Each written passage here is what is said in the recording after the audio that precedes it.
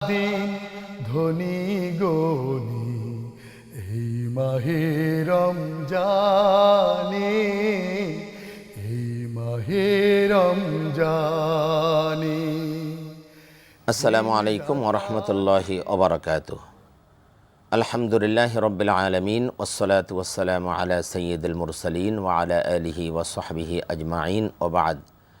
فقد قال الله تعالى في التنزيل العزيز وفرقانه القديم أعوذ بالله من الشيطان الرجيم بسم الله الرحمن الرحيم والذين يكنزون الذهب والفضة ولا ينفقونها في سبيل الله فبشرهم بعذاب أليم صدق الله العظيم। সুপ্রিয় দর্শক শ্রোতা, আমরা শুরু করছি নগদ ইসলামিক নিবেদিত জাকাতের বিধান। আমরা আজকে আলোচনা করব জাকাত না দেওয়ার ক্ষতি কী।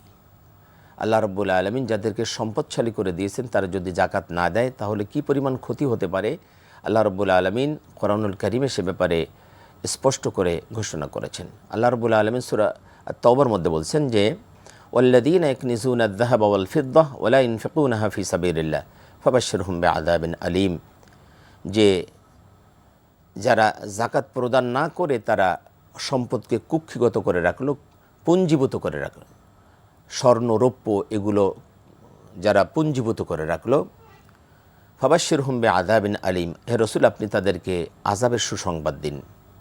ইয়াওমা ইউহমা আলাইহা ফি নারি জাহান্নামা ফাতুকওয়া বিহা জিবাহুহুম ওয়া যুনুবুহুম ওয়া যুহুরুহুম হাযা মা কানাসতুম লিআনফুসিকুম ফাযুকু মা কুনতুম তাকনিজুন। তারই সম্পদ স্বর্ণ রৌপ্য অথবা যে সম্পদ সে জাকাত না দিয়ে কুক্ষিগত করে রেখেছিল, গরিবের হক নষ্ট করেছিল, কিয়ামতের ময়দানে এই সম্পদ আগুনে উত্তপ্ত করা হবে, জাহান্নামের আগুনে উত্তপ্ত করা হবে।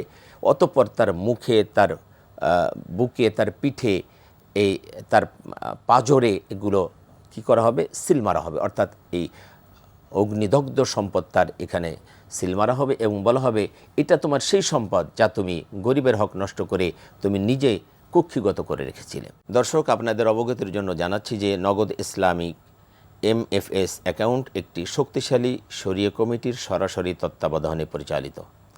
তাই শরীয়ভিত্তিক লেনদেন করুন কোনো চিন্তা ছাড়াই।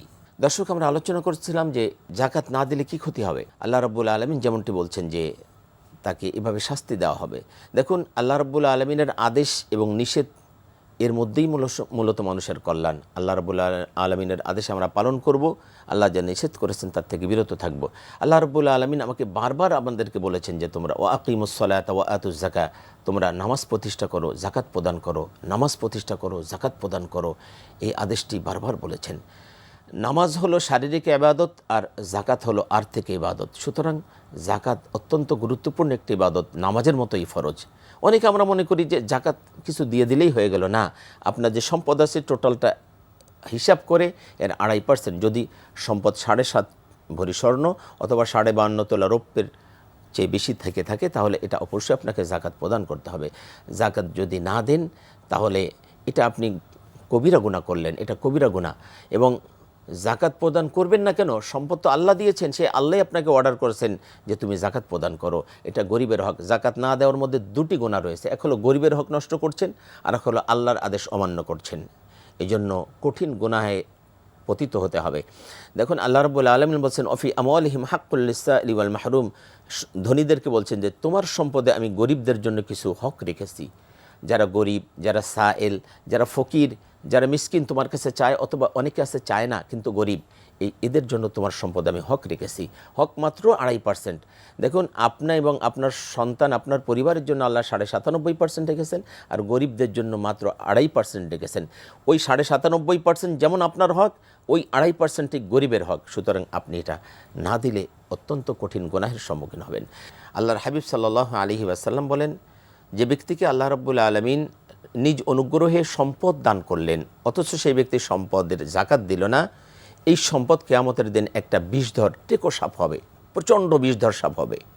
তখন এই সাপ তার গলার মধ্যে পেঁচিয়ে দেওয়া হবে কিয়ামতের ময়দানে এবং এই সাপ তার 2 চোয়ালের মধ্যে সবল মারতে থাকবে আর বলবে, আমি তোমার সেই সম্পদ যা গরিবের হক নষ্ট করে তুমি কুক্ষিগত করে রেখেছিলে, আমি সেই সম্পদ যাকে তুমি এভাবে কুক্ষিগত করে রেখেছিলে। বারবার এভাবে সবল দিতে থাকবে আর সাপ এটা বলতে থাকবে। অতঃপর আল্লাহর হাবিব আয়াত তেলাওয়াত করলেন, ওয়ালা ইয়াহসাবান্নাল্লাযীনা ইয়াবখুলুনা বিমা আতাহুমুল্লাহু মিন ফাদলিহি হুয়া খৈরুল্লাহম বাল হুয়া শারুল্লাহম। আল্লাহ রব্বুল আলমিন নিজ অনুগ্রহে যাদেরকে সম্পদশালী করলেন, তারা জাকাত প্রদান না করে কৃপণতা করে মনে করলো যে আমি অনেক লাভবান হয়ে গেলাম। আসলে না, তারা লাভবান হয় নাই, বরং তারা অনেক ক্ষতিগ্রস্ত হয়ে গেল। এই জন্য জাকাত প্রদান করতে হবে যাদেরকে আল্লাহ সম্পদশালী করেছেন। দর্শক, আপনার সম্পদের উপর মাত্র 2.5% আল্লাহ রাব্বুল আলামিন গরিবের হক নির্ধারণ করেছেন। সুতরাং আপনি যেন আমরা সম্পদ পুরোপুরি হিসাব করে জাকাত প্রদান করি, এ ব্যাপারের জন্য কোনো রকম কার্পণ্য না করি, কারণ কৃপণ ব্যক্তি জান্নাতে প্রবেশ করবে না, আল্লাহর হাবিব সাল্লাল্লাহু আলাইহি ওয়াসাল্লাম বলছেন। সুতরাং আমরা কৃপণ হব না, বরং আমরা জাকাত প্রদান করব। আল্লাহ পাক আমাদের সকলকে সেই তৌফিক দান করুন।